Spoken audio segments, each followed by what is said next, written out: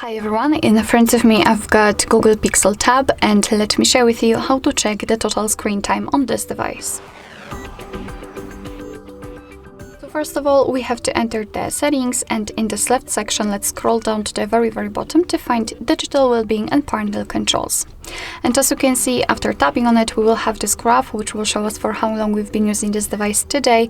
As you can see, I've been using it for 42 minutes. Most of the time I've spent on the settings. I had also 20 unlocks and 70 notifications.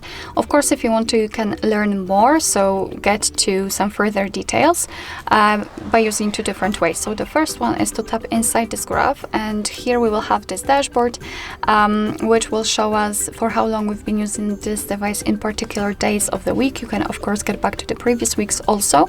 You can change the screen time to the notifications received and times opened, and at the bottom you've got the list of apps which you've been using with the exact time you've spent on them. And the second way is to tap on the particular app. So for example, in my case, the settings or the YouTube.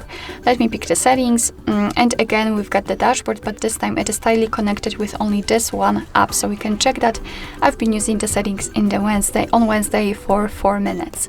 Again, screen time to the notifications received and times opened, and here from daily to hourly. So basically that will be all. However, just a quick disclaimer about the ways to disconnect, because they can be really useful if you need the time for yourself, if you want to rest from the screen time. You can set, for example, the focus mode. You can pick some distracting apps, then set a schedule, and your device in this particular schedule in particular days or hours will simply hide the notifications from those apps, which is really useful. Alright, so that will be all. Thank you so much for watching. I hope that this video was helpful, and if it was, please hit the subscribe button and leave the thumbs up.